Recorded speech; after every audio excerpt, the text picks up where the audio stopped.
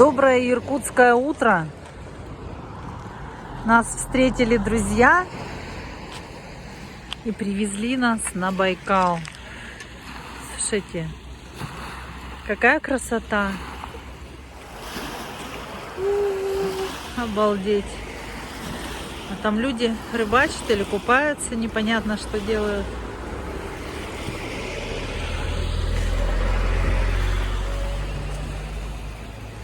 Тут купаться-то, наверное, чревато. Тут какая-то водоросль.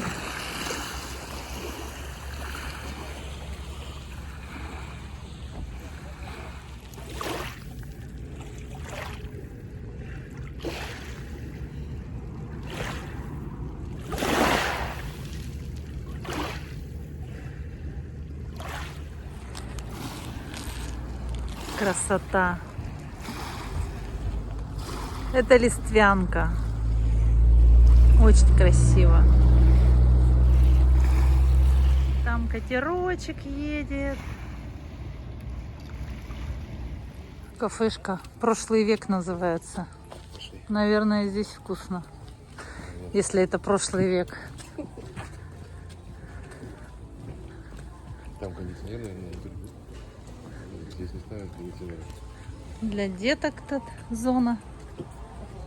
Мы решили подняться на второй этаж. Вот с таким красивым видом. Позавтракать или пообедать, не знаю, что уж это в час дня-то. Вот так здесь.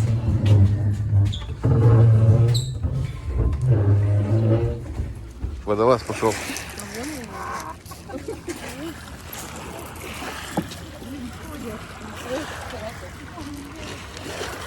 Она не холодная. Хорошая. Проходите.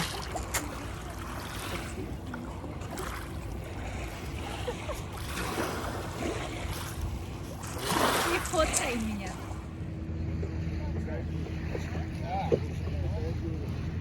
Водичка прозрачная, прозрачная. Правда, тут водоросли возле берега. Дети купаются. Я бы тоже искупалась. А там, кстати, вон колесо обозрения есть вдалеке. Обалдеть. Просто вообще обалдеть. У них тут какой мощный. Цветок, как роза, с ладонь. Ну, в общем, мы дикошары. Простите, пожалуйста, нас. Мишки надо растрясти. Красиво. Мальчики решили из машины не выходить. А мы гуляем. Обалдеть. Вот это красота. Вот видишь, смотри, светленькая сиренька. Может, это не сиренька? Нет, сиренька.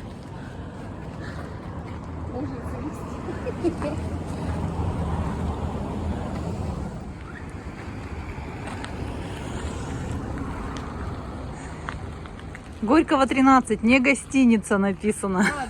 Да? Прикинь. Я хочу в таком доме пожить. Я не знаю, сколько тут людей живет в этом домике. Сколько денег на его обслуживание нужно. А вот еще что-то тут строится. Еще такие замки есть. Но это, по всей видимости, гостиница. Написано, места есть. А это вот я не знаю, что такое. Прям замки. Прямо напротив, на берегу Байкала.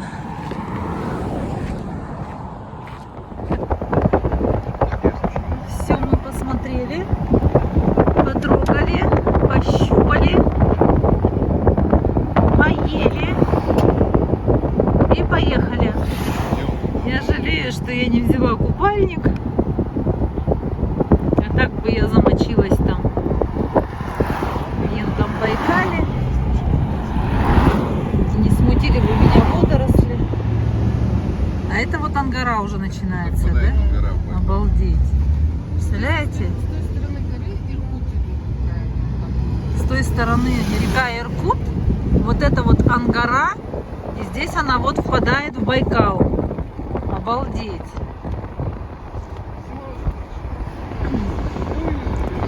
Не стали мы тут нигде больше ничего смотреть, потому что очень-очень жарко.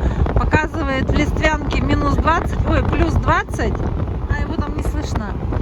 Плюс 20 показывает в телефоне.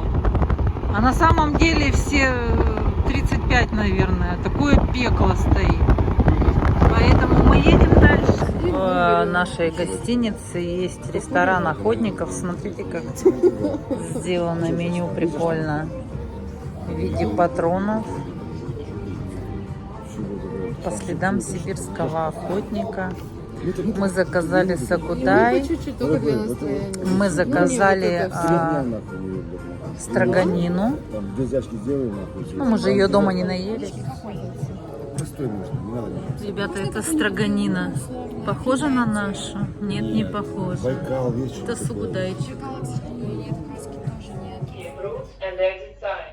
Внимание! Пожарная тревога. Просим вас сохранять спокойствие и покинуть здание. При движении руководствуйтесь схемами эвакуации и световыми указателями выхода. Доброе иркутское утро. Сегодня 10 июля 2024 года. Мы выезжаем из гостиницы «Звезда» в городе Иркутск. Не рекомендуем это место. Почему? Спать не дают. Да нет, не то чтобы не рекомендуем. В принципе, неплохая гостиница. В принципе, неплохая. Но нам попался смешной номер. Видите, когда один человек помылся, тут все мокро. И чтобы пройти к раковине, нужно идти по мокрому. Нормально это? Нет, не нормально. Тут вот есть кафе, ресторан с летней верандой. Внутри есть китайский ресторан. Я их показывать не буду, потому что мы вчера там посидели, я не снимала, людей было очень много. Ну и как бы, наверное, неприлично было бы снимать. Иностранцы даже были. Гостиница, в принципе, неплохая. Но я уже где-то рассказывала о том, как я ее бронировала. Странно. В душе неудобно. В том плане, что один человек помылся, второй уже, чтобы там пройти к раковине или там к унитазу, он идет по мокрому полу, по этой луже. Вот. Ну и такой жирный минус этой гостиницы. Я им сейчас напишу в 2GIS отзыв. По всей видимости, совсем неисправная система оповещения. Как она правильно называется? Система речевого оповещения о пожаре. Система речевого оповещения о пожаре. То есть мы вчера утром спали. Мы в 5 утра приехали вчера. Легли спать. И хотели часиков до 10 поспать. В 9:30, если не раньше, начинает на всю гостиницу орать эта система, что внимание, в здании пожар, просим без паники там покинуть. И не договорили, что покинуть, прервалась связь. Ну, как у нас люди реагируют обычно? Ну это, наверное, обычно учебная там тревога, да, или что-то, проверка какая-то там речевого оповещения. Честно сказать, мы точно так же отреагировали. Хотя на самом деле это совершенно неправильно. Нужно было просто собраться, одеться и выйти. И плевать, это учебная там тревога, не учебная. Ну ладно, не вышли мы. 2 раза. Антон выглянул, посмотрел и говорит: не переживай, у нас прямо возле нас, говорит, эвакуационный выход. И огнетушитель. И огнетушитель. Ну да, я думаю, что нам бы это не помогло. Обычно эвакуационные выходы все заблокированы. Если бы мы на своем этаже вышли, может быть, он бы на другом этаже оказался бы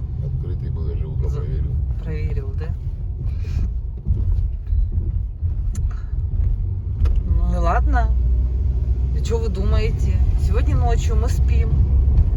Поставили будильники на 3 часа ночи, чтобы выехать пораньше, чтобы по-быстрому, по ночи, без всяких там фур.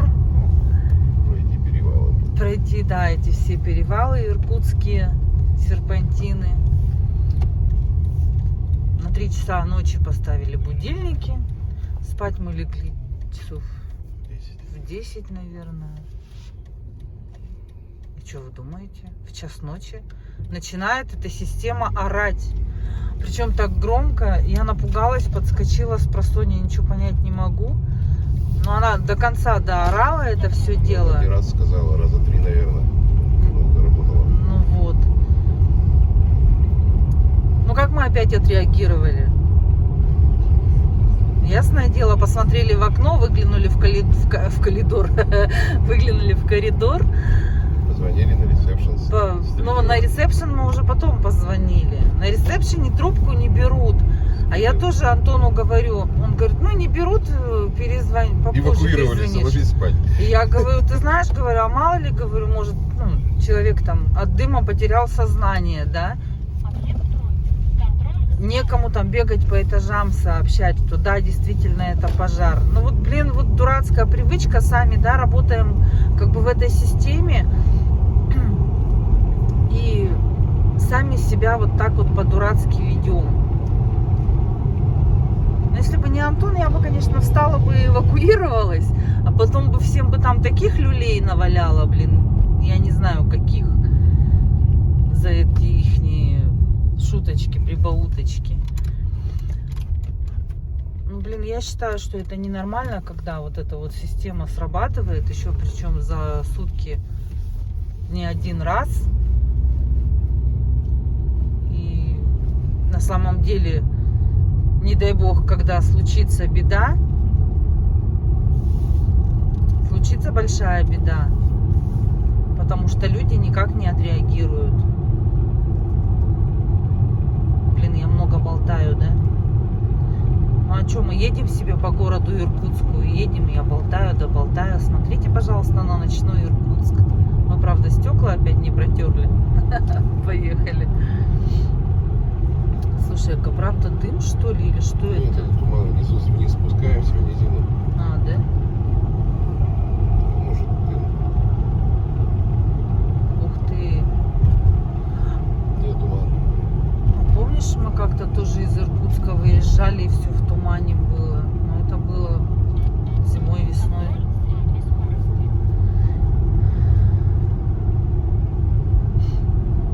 Надо же, такой туманчик прям в Иркутске. Клубами прямо стелится. Сразу влажность такая стала. В окошко задувает. Вообще ужасная влажность. Так тяжело, оказывается, дышать. Вот поэтому и говорят, что у них тут морозы переносятся гораздо хуже, чем у нас. У нас все-таки в Якутске нету такой влажности.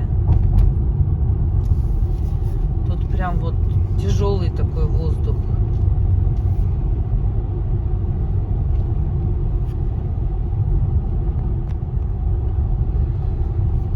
Антон, как тебе Иркутск? Да, блин, не знаю, я не понял. Громче говори. Не понял. Не понял? Нет. Ну, когда по работе сюда последний раз приезжал, мне не понравилось. Сейчас он лучше стал? Не знаю, я не понял. Мало в нем провели времени. И по езде на машине по городу, да, лучше. Чем лучше? Ну, во-первых, понятные разметки, понятные перекрестки и культура водителей. Только показал перед повороткой, тебе уже очередь стоит, чтобы тебя пропустили. А вот, ну, слишком плотная застройка, мне кажется. На долю, на свободный сантиметр, метр, километр. И везде люки еще торчат. Вот. Ну да, дороги у них такие же, как в Якутске. Ничем не лучше. и не хуже. Везде эти люки торчат.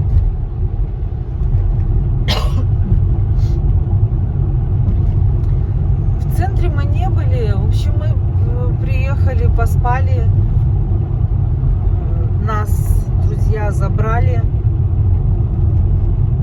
Хотели, чтобы мы к ним в гости поехали. Но мы решили посмотреть на Байкал. То есть нам предложили, что, оказывается, тут до Листвянки всего лишь 60 километров от Иркутска. Ну, от их дома именно, я не знаю, как там, от других микрорайонов города. Вот. Мы быстренько прыгнули в машину, поехали на Листвянку. Пообедали там в ресторане, в хорошем. Прям классный ресторан, мне очень понравился. Все было так вкусно, все было так эстетично. И вид на Байкал. Погуляли возле Байкала, помочила там ноги в Байкале. Если бы был купальник с собой, я бы искупалась. Прям вода была комфортная, градусов 25, наверное, мне показалось так, во всяком случае. Почему мне так показалось? Потому что в бассейне мы когда были, вот в Белокурихе, мне кажется, там даже холоднее вода была.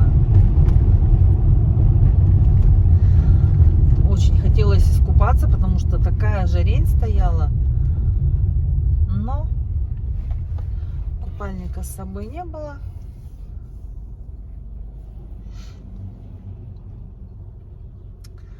Гулять тоже мы особо там не стали разгуливаться. Мы немножко прошли там, я не знаю, может, километр.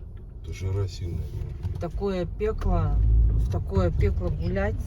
Куда стрелка показывает? В такое пекло гулять, как бы, ну, совсем не вариант. Ну и потом поехали на машине, тоже уже как бы время было перед вечерними пробками. Не стали разъезжать на машине. Ну, ребята предложили там, давайте в центр съездим, посмотрим. Ну, нет, в такую жару что-то смотреть, где-то ездить совсем не хочется. Для Иркутска это аномальная, говорят, жара. Говорят, да, в Иркутске такая жара. Редко, что даже ночью, вот прям мы сейчас вышли, прям даже сейчас духота стоит. РСЧС прислали там опять, что угрозы будут, 5-я степень пожароопасности у них. На Крайснефть заезжаем. 95-й 56 рублей стоит. Не сюда. У меня же с другой стороны бак. А, бывает. Смотрите, Антон пошел. А там, оказывается, ночью это закрыто. Через окошечко обслуживают. Видать, девушка одна. Денег на охранников не хватает у нас, как всегда. Ну, может, здесь, в принципе, и не такая проходимость, поэтому смысл зачем через дверь обслуживать. Так, давай, заправились мы на Крайснефть. Антон тут мне сейчас прям... 1366 рублей 25 литров. Из них на карте бонусной у меня было 1070 рублей. И, то есть я заправился за 200 рублей сейчас. Короче, полностью все бонусы списали. Не какие-нибудь там не 30% от покупки, как обычно, там не 11% от покупки.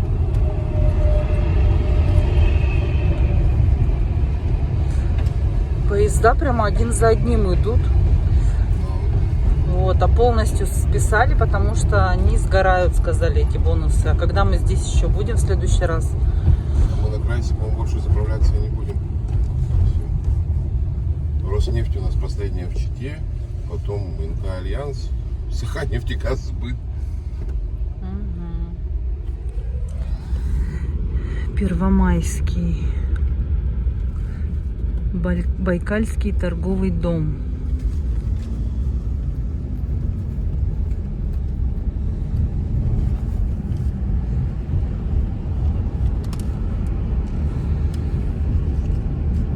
Центр материнства и детства. Вон они поверху поезда идут. Просто вообще один за одним. Пока на заправке стояли, Антон пока ходил туда, кофе ему наливали. 3 поезда прошло. И сейчас вот 4-й чешет.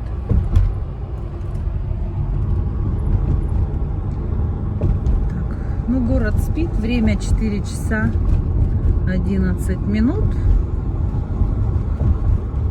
И мы поехали. Счастливого нам пути. Пока-пока, Иркутск. Да, вот навигатор нас повел не по новой объездной, а по старой дороге. И мы вспомнили, что когда мы ехали в ту сторону, мы объезжали. Ну, там реверсивное движение, сейчас бы можно было прямо поехать. Я не думаю, что там много сейчас машин. Ну, может быть. Ну, а навигатор же должен знать, есть там пробки или нет. Не спит. Ну ладно, как повел, так повел. Река Курьюшка. А где река-то забыли налить?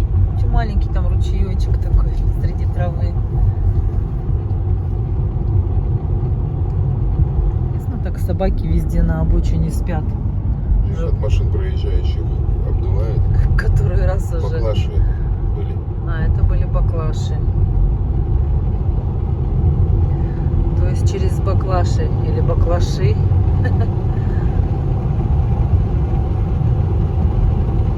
Мы выезжаем из Иркутска.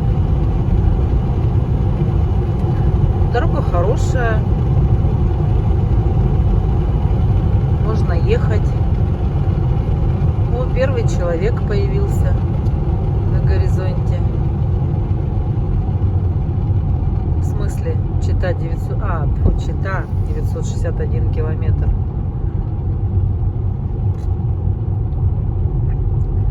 Все, вот она объездная, да? А, вот Введенщина. Через Введенщину мы объезжали. А навигатор тебя прямо ведет. Угу. Вот через Введенщину. Нет, я не поеду через Введенщину.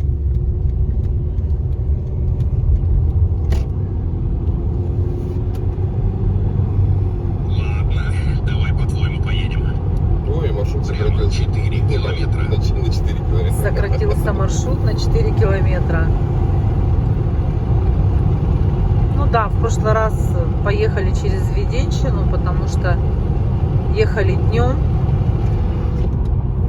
Тут в любом случае были пробки. Сейчас посмотрим, где там чего ремонтируют. В навигаторе не отмечено, мы уже проехали. Не отмечено? А это что, без фарта, без всяких едет? Может, у него электричество отключили. А может, он спит, едет. Давай будить не будем, тоже фары выключим. Давай.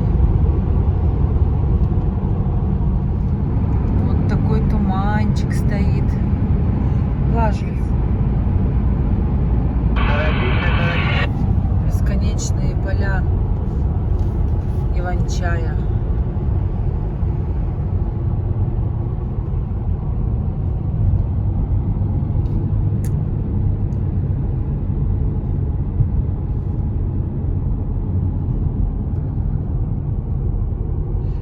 Такая влажность прямо. Еще просто вот резко стало. А, ну вот тут машинки, видно, работают.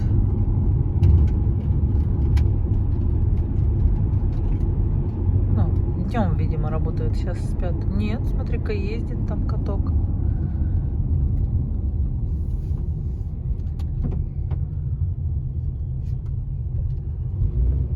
Эй, Тоже езди разъехаться. есть? Через 500 метров поверните направо.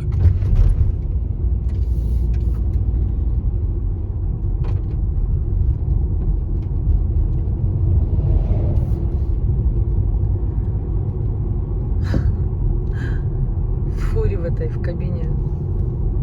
Костюм Деда Мороза висит. Маньяк какой-то.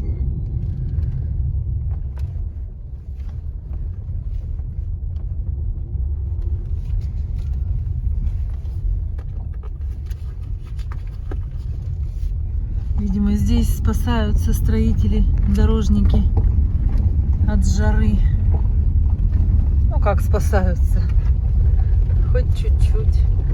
Ну все, выехали мы на хорошую дорогу. Там, в принципе, немножко было. Машины уже есть. Машины идут. Ну, все Видно. знают, что перевал надо проходить рано утром. И все рано утром его проходят. Ну да, ну не все, конечно, но те, кто хочет поспокойнее проехать. Потому что в любом случае сейчас поедут. Кто-то там работает где-то. Сейчас в 6 часов начнется движуха. В 6-7, наверное. По таким серпантинам кружим, кружим.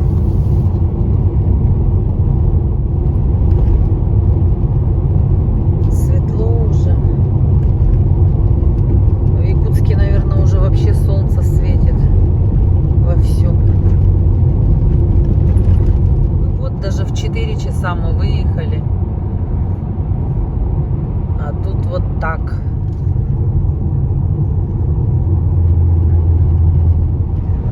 Впереди вот такое туманное облако. Когда сюда ехали, даже днем здесь туман был.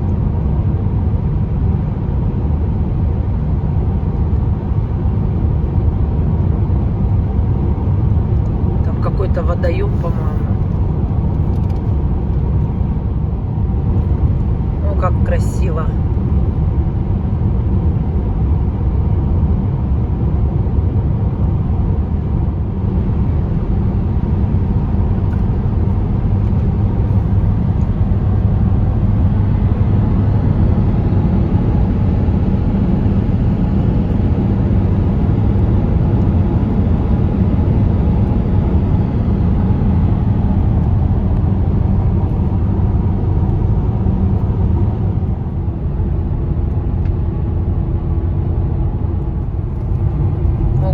Туманчик такой плотный. В камеру не так видно.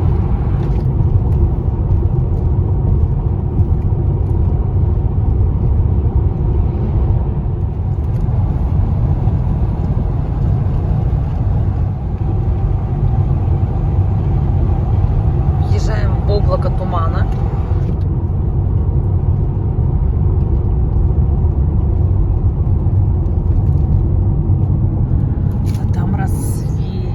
Даже в 5 утра вот такая оказия. За нами там еще едут. Попался один тяжеловоз. И сплошная, и тащимся. Раздвоение. Ну, сейчас раздвоимся, конечно.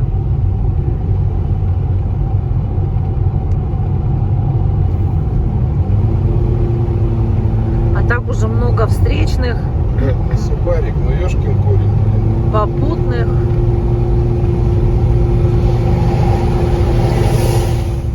Машины эти впереди мешают снимать.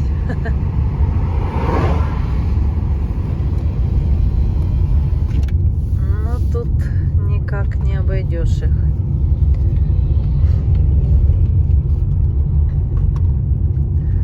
Ну вот, получается, час мы по Иркутску с заправкой. И час. Спасибо ему. Впереди камера на 40. И час по перевалам, по этим, по серпантинским.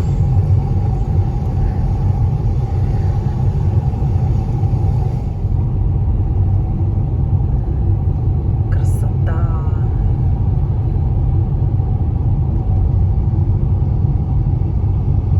Это, наверное, самое красивое место, да? Ну, если ямка тоже. Вон он то чух-чух, то чух-чух. Щебень везет.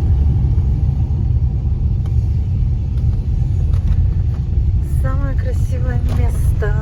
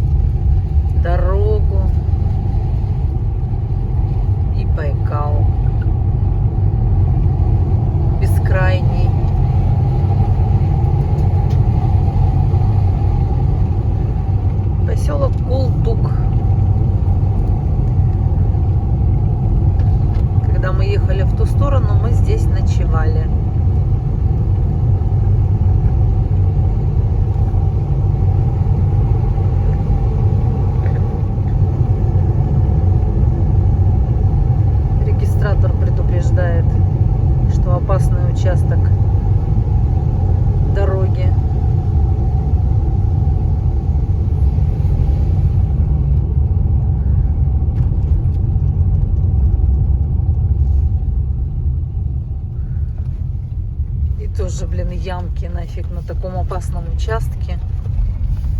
Неужели нельзя это все устранить?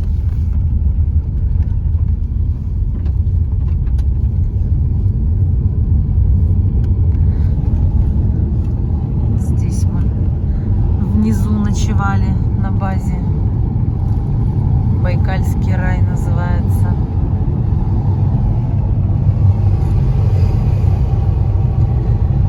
Сейчас здесь справа будет рыбный рынок. Через 1 километр 500 Ой, метров слева. держитесь левее. Перепутала левое и правое. Справа будет кафешка вкусная. Где мы уже? Рынок спит. А нет, не весь спит. Вот он. Кто-то там стоит, продает. Один.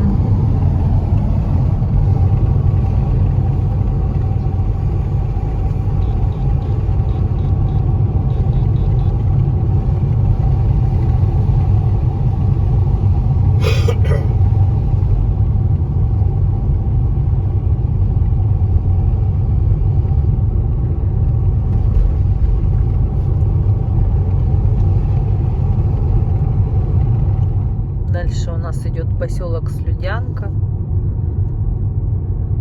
с домами-пожарниками. Я не знаю, почему-то мне их хочется назвать дома-пожарники. Расцветка. Как жук-пожарник, есть же. Такие же домики.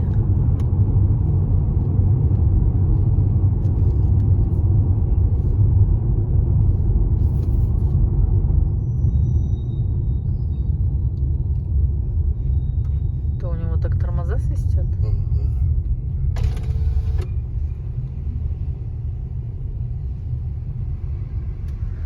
Служба спасения.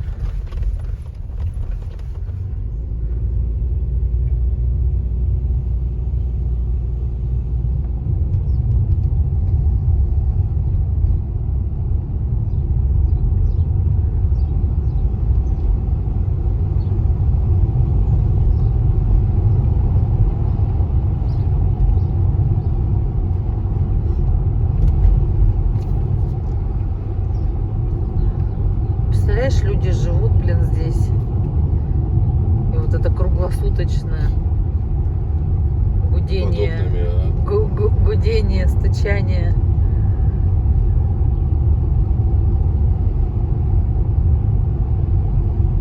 На домах слой пыли лежит. Река Пахабиха. Тоже канава. Ничего себе, она какая бурная. Как этот ручей какой-то. Канал.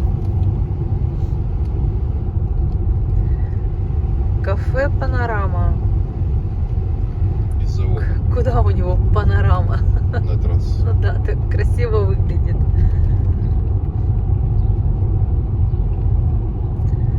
Но и люди, наверное, уже привыкли так же, как и возле аэропортов живут, возле железной дороги.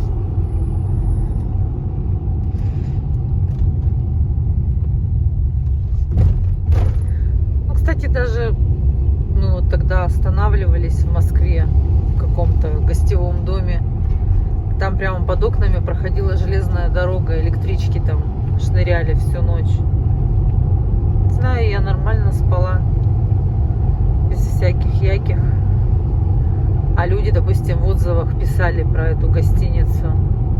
Вот, спать невозможно, под окнами эти электрички. У каждого по-своему переносится все это. Также и здесь люди уже привыкли. Почему-то же они здесь живут. Работают, наверное, у них работа есть.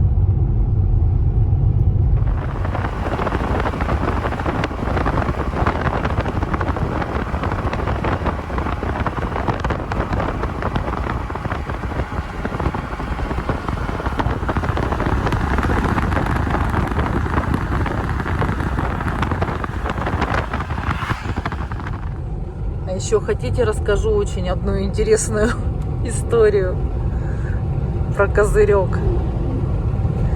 Буквально в предыдущей серии разговаривали о том, что Антон не знал, для чего 2 кнопки на унитазе. А тут вчера нам было весело, когда нам друзья рассказали про человека, который не знал, что, оказывается, козырек можно вот так вот отстегнуть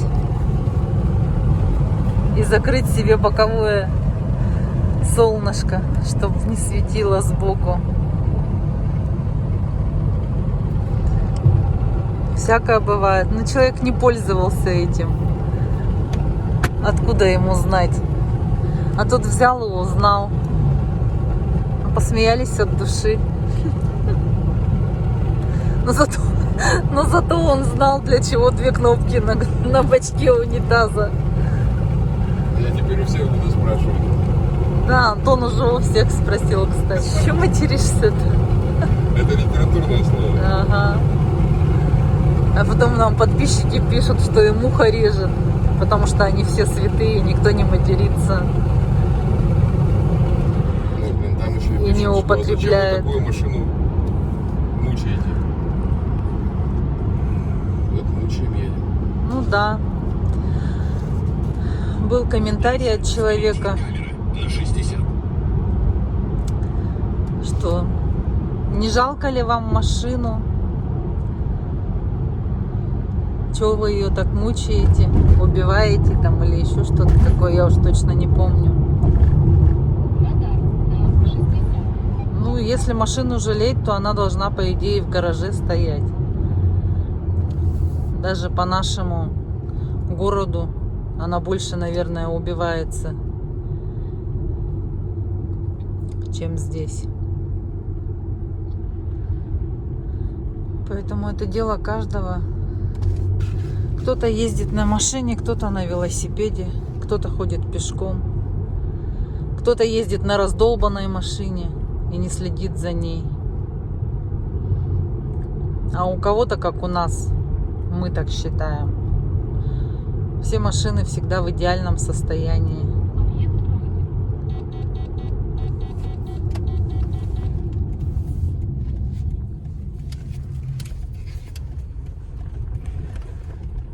Чего мы сюда приехали? Сейчас покажу. Я же твой джин. Ты мой джин? Из бутылки. Ладно, давай по-твоему поедем. Что-то продают там. Ого, это такая клубника. Здравствуйте, ничего себе. Это что у вас такое? Это у нас клубничка такая. Такая огромная. Берите. Мы не, Вкуснятина А вообще. сколько? 1500 всего. мы не А довезем. поменьше какой-нибудь там. А вы куда едете? В Якутск. Нам еще 3 дня ехать. А вы Купили 2 литра клубники. Женщина сказала, что у них клубника, а не Виктория. Хотя, говорит, мы ее всяко-разно, говорит, называем. Сейчас будем пробовать. Я даже ее мыть не буду, потому что видно, что женщина с мужчиной чистенькие, аккуратненькие. Спасибо тебе, дорогой мой джин. Пожалуйста. Это вот перед Байкальском Утулик или Утулик. Везде на каждом шагу продают. И что я хочу сказать, вчера тоже покупали, только мелкую клубничку. Вот она здесь почему-то вкуснее, чем в Алтае. Там, видимо, какой-то совсем другой сорт у них. Там она не такая ароматная. Я вот прям, ну, как-то покупала и особо не получила там какого-то кайфа. Даже та, которая из Благовещенска в Якутске продается, она вкуснее и ароматнее. А вот это вот и вчерашняя, и это прям вкуснющая. Женщина очень сильно переживала. Как же вам ее довести-то, говорит, до Якутска-то? Я говорю, да мы ее никак не довезем. Может, засахарить хотя бы?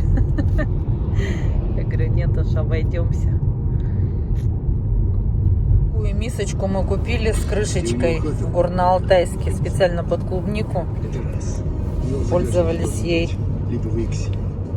Сейчас поставлю в этой миске в холодильник. Вот смотрите, опять люди стоят. Возле каждого населенного пункта продают эту клубнику ведерками 5-литровыми. 5-литровые же это, да, наверное, не 3.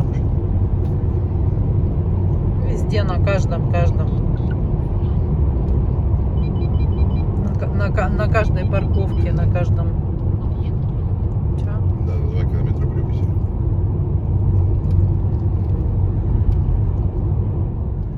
Ребята, между Выдрино и Бабушкиным на Байкальском этом тракте есть много участков вот такой очень плохой дороги, еще даже хуже. И знаки в самом начале не стояли. То есть ты едешь по хорошей дороге, где можно разогнаться. За поворотом как? Да, и за поворотом вылетаешь в такую, как бы помягче сказать, попу. Там просто ямы, блин, глубочайшие. Ни одного знака, ничего предупреждающего. Ну, я сейчас скажу, что дальнобойщик-то предупреждает. Кто предупреждает? Ну, дальнобойщик. Ну, дальнобойщики предупреждают, но не все же с рациями ездят. Поэтому будьте аккуратны. Участок Бабушкина, Выдрино. Тут уже стали попадаться коптильщики рыбы на каждом шагу. Сейчас в Бабушкине, наверное, будет их много. Вот они прямо на дороге тут коптят, продают. Кстати, машина с байкальскими номерами, с бурятскими номерами. Так мы уже в республике Бурятия. А где мы въехали в нее? Свет, ты снимала как раз рынок, где вот ой, как много продают, и как раз была стела Республика Бурятия. Да, что ты мне не сказал-то? Я тебе сказал, говорю, Бурятия, ты как раз снимала на видео, посмотри, там мой голос должен Да? быть слышно, да. То я смотрела, блин, на продают, а на Бурятию не смотрела.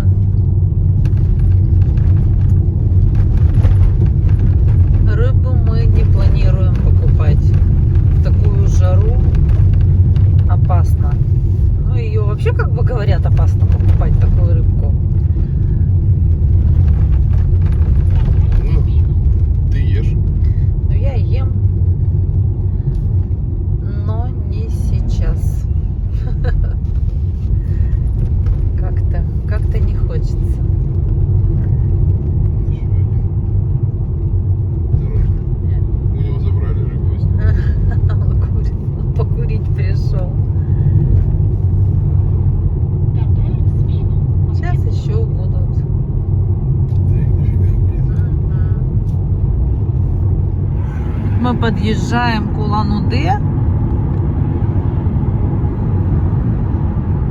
Очень комфортно сегодня доехали.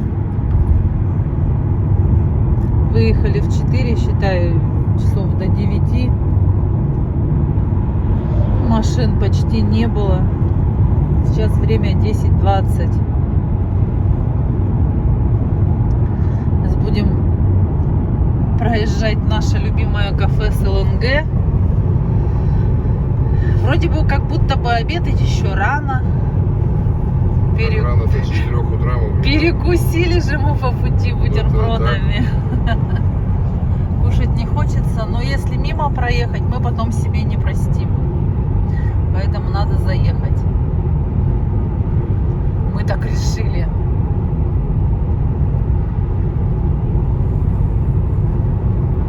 Клубничка наша едет хорошо в холодильнике.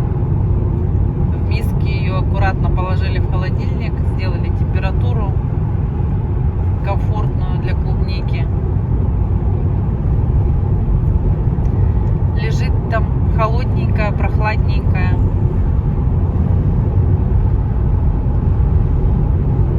Но нам ее в любом случае придется съесть, потому что до Якутска она не доедет.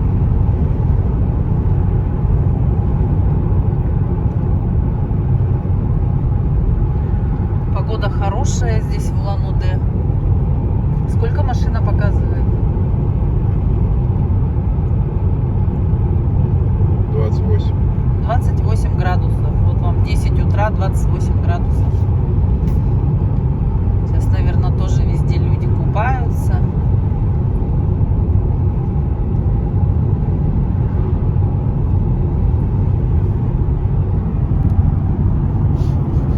Очень красивые здесь виды. Река, горы.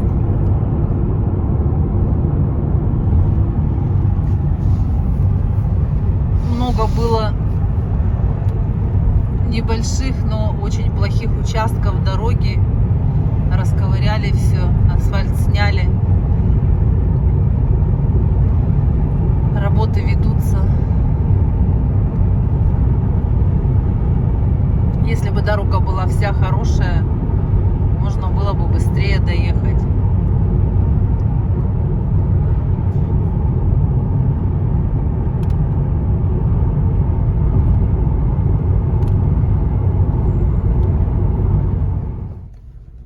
Мама с ребенком идет через дорогу.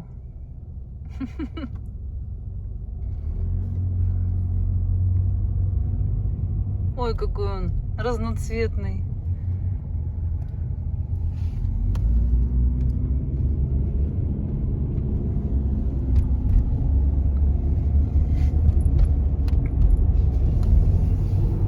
Ну вот мы выезжаем из Улан-Удэ, следуем в Читу. А на горе нас провожают олени, которые нас встречали.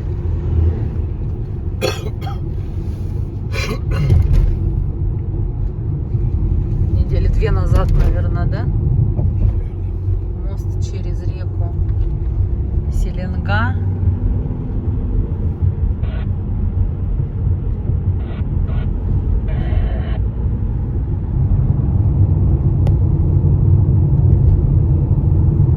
Вкусно покушали. Ну, кто-то покушал, кто-то чай попил. Я пока не голодная. Взяли с собой бузы готовые. Через 1 километр 40 метров держитесь правее. Конечно же, они остынут. Но пускай будут. Зато нам не надо будет никуда заезжать до вечера.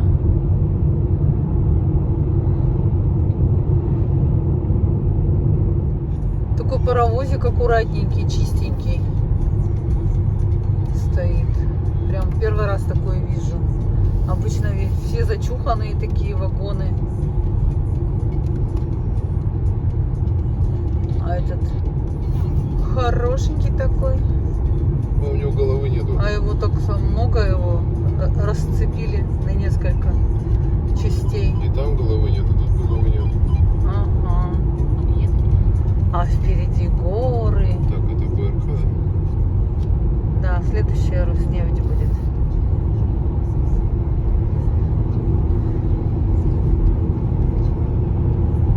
Вот такой вид на Селенгу.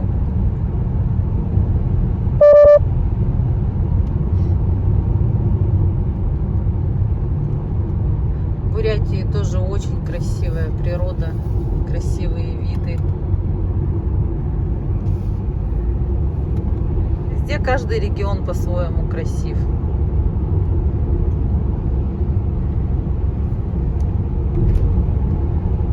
Везде разные растения, водоемы. Селенга, она вот такая вся извилистая, идет вдоль горы, вдоль дороги. Или дорога, наоборот, вдоль нее идет.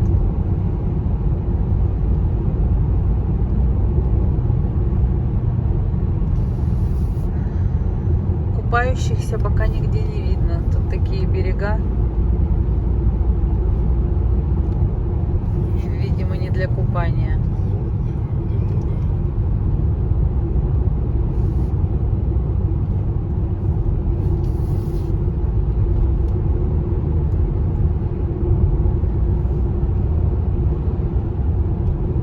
Тут черные бабочки летают, крупные, разбиваются об стекло. Разбиваются о стекло. О. О.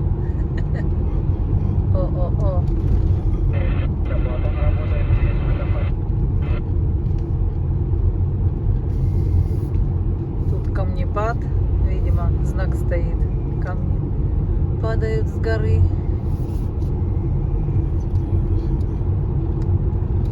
Кстати, на Алтае, когда ехали, там, откуда часто камни падают, асфальт такой уже, там заплатка конкретная. Не раз, видимо, латали его. Здесь заплаток не видно.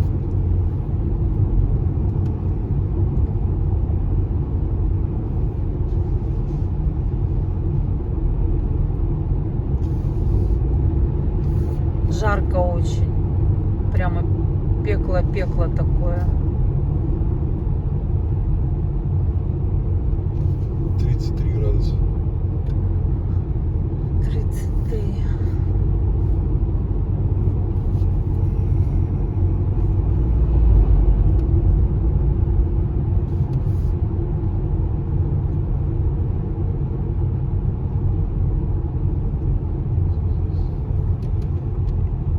На этой эстакаде мы когда-то масло меняли.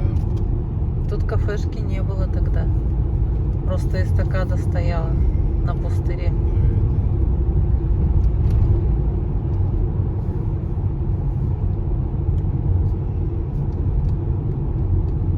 У нас, по-моему, даже фотографии где-то есть, да? Или фотографии, или видео. Но это было так давно.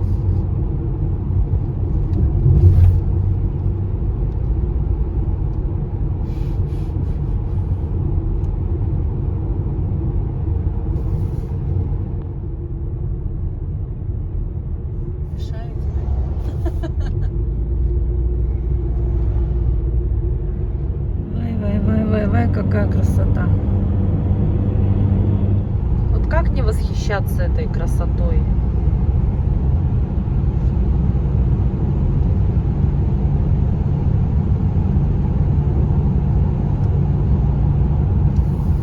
Просто едешь и кайфуешь от видов. Что это ты сказал, Тарбагатай? Вот и заправочка слева.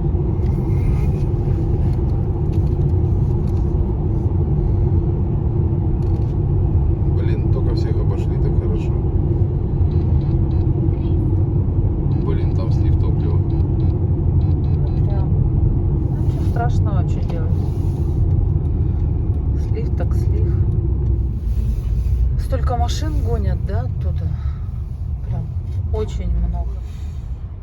Тут слив топлива идет. Да.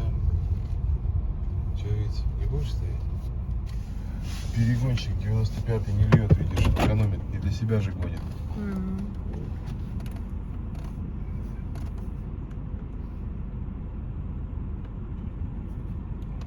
Вот еще, пожалуйста, хочу сказать. Люди подъезжают на заправку. Я, конечно, все понимаю. Типа как там где-то в Америке. Люди подъезжают на заправку, втыкают пистолет в бак, уходят, и пофигу им, что тут за ними очередь стоит. Они там, я не знаю, в магазине что-то покупают, кофе себе наливают. Все это так долго делают. Ну, немножко нужно по-другому. Вот мы, например, заправились, отъехали, и все, и пошли покупать там себе кофе, что хотите делать. Зачем задерживать всех остальных? Я считаю, что это вообще неправильно. Закидайте меня тухлыми яйцами. Я считаю, что так неправильно задерживать. Здесь в Бурятии тоже мед везде продают, в каждом дворе стоят лавочки. И кажется, варенье продают какое-то, что-то там темное в баночках.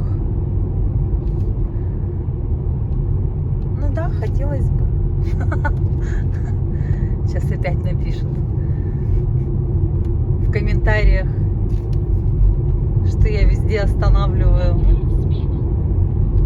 не даю ехать нормально. Это мед был темный. Стеклянные баночки, да, смотри. Да нет, они обычно в ведерочке варенье тоже льют. Просто интересно, какое варенье, из чего. Из шишек бы я бы варенье купила, из сосновых. Здесь, наверное, такое не продают, это только на Алтае, мне кажется. Я видела. Музей-усадьба в гостях у семейки. Ничего себе. Через 500 метров поверните направо.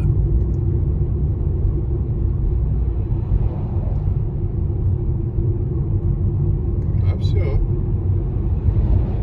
Так интересно через эти деревеньки ехать. Смотреть по сторонам. Сейчас, по-моему, мы еще одну-две таких проедем. И все, и потом поля начнутся до самой Читы. Поверните направо.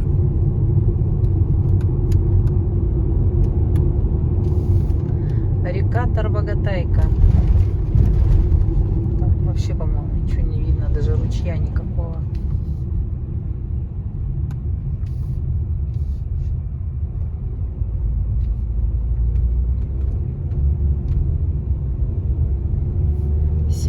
Й регион машина идет. Это вообще чей? 16-й Татары. А, там и флаг даже не наш, Киргизстан. не российский. Нет, у киргизов и у Казахстана там какие-то даже буквы другие. Смотрела, оказывается, 17-й регион, это Республика Тыва.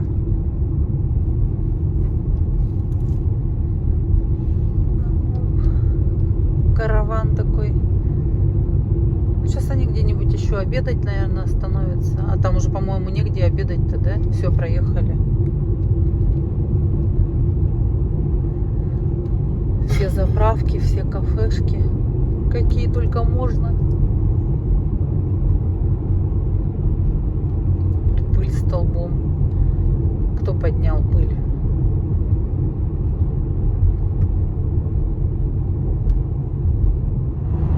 Ну вот буквально час отъехали от Улан-Удэ. И тут уже везде степи, поля, деревьев практически нет. Практически их вообще нет. Фоменко засаживает. Где деревья? Вот там далеко сидят. Кстати, вот сейчас проезжали где-то, они прямо видно, что посажены молоденькие сосенки. Все в какой-то дымке. Пожары. Но дымом-то не пахнет вроде бы. С посолом гоняет.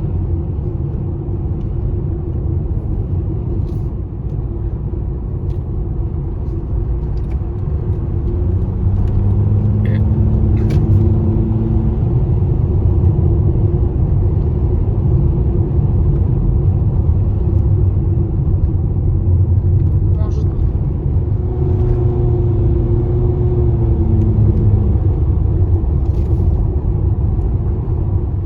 Вот мы в сторону Улан-Удэ, когда ехали, тут совсем плохой асфальт был. А сейчас вот новенький, свеженький положили. Еще даже разметку не успели сделать.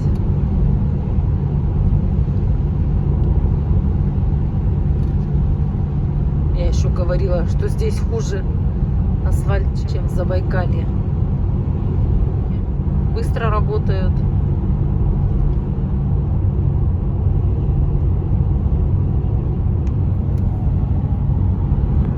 Там такие облака.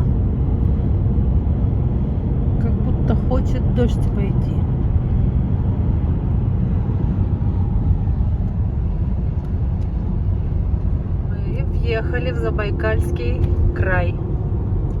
Сейчас у нас время должно перевестись на час вперед.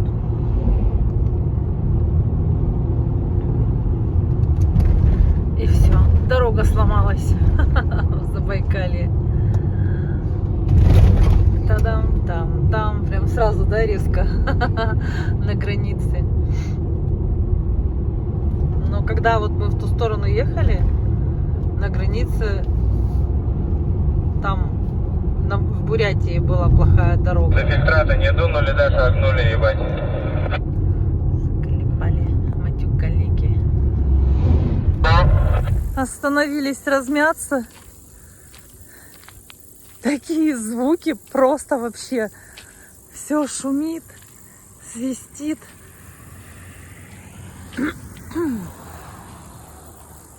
Обалдеть. Очень много звуков. И такая красота.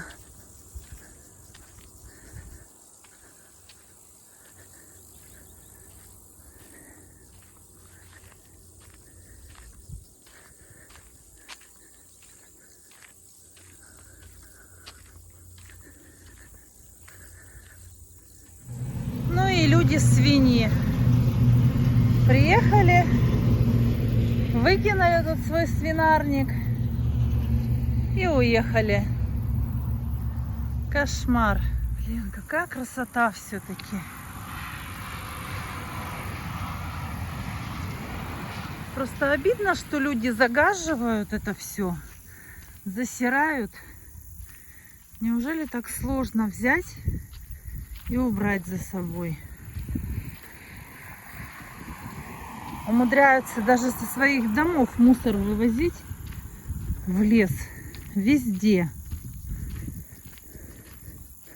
Колеса эти бросают на дорогах.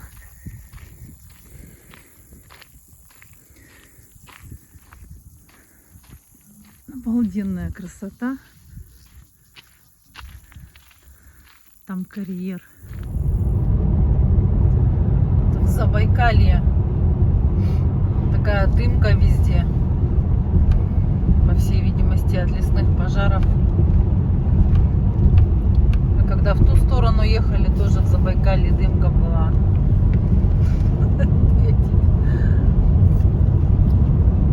Сейчас в Забайкалье самые противные дороги с какими-то дырками, непонятными заплатками.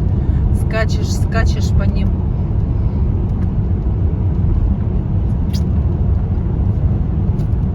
В Забайкалье нас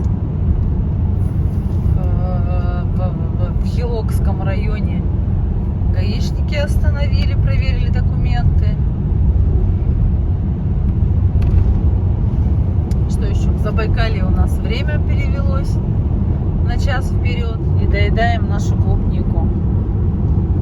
Холодненькую. Может, развернемся, еще возьмем? Да нет, далековато будет разворачиваться. До Читы осталось 265 километров.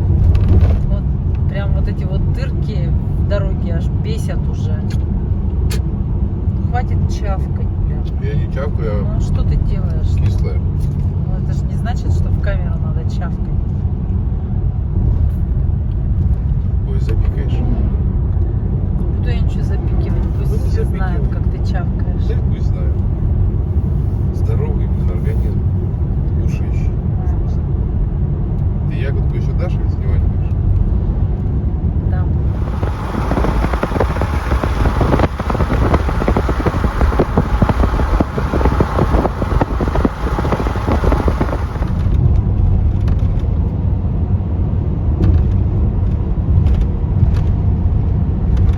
Сегодня очень много таких мотоциклистов встречаем. По одному, по двое, даже по трое сидят на своих драндулетах.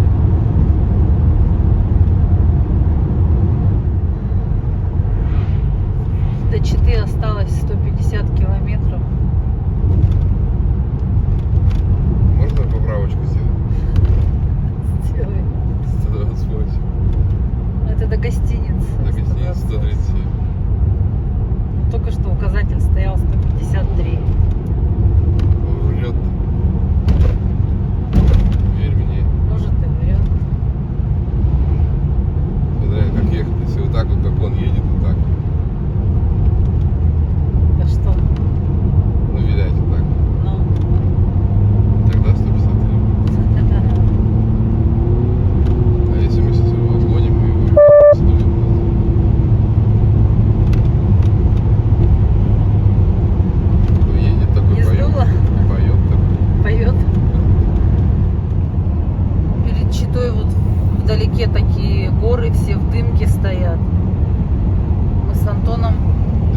гадаем. Он говорит, что это дым, а я думаю, что это дождь. Вот черт его знает. Вроде, конечно, похоже на дым, судя по тому, что здесь вот такая тоже пелена. Ну вот там прям как будто дождь, кажется.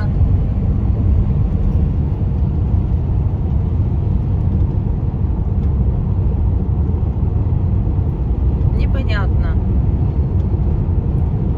Ничего не понятно. Все понятно. Ну, сейчас ближе подъедем, посмотрим, что же это все-таки, дым или дождь.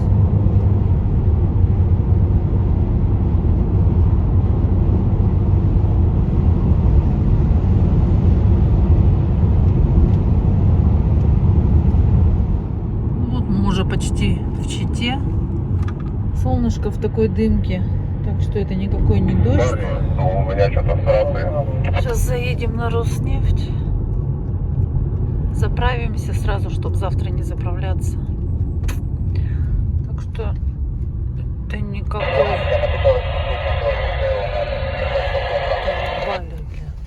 Не заедем мы на Роснефть, ладно, потому что на другой заправке. Ну а Роснефть, которая на которой мы заправлялись, когда отсюда уезжали, на той стороне. Сейчас посмотрим. Ну, А, здесь они на все колонки пробывали. Там, которая будет, получается, с той стороны Роснефть, она закрыта на ремонт. Мы здесь заправлялись, помню, на Роснефти, а на другой. Ну, сейчас посмотрим. да? Без разницы, в принципе. Сегодня в Чите гостиница Амур, у нас немножко другой номер. Напротив прямо тот был. Напротив, на ту сторону окна выходили. Кровать. Окна на дорогу. Будем шуметь. Тут вот это вот не для нашего роста, конечно. Обхохочешься.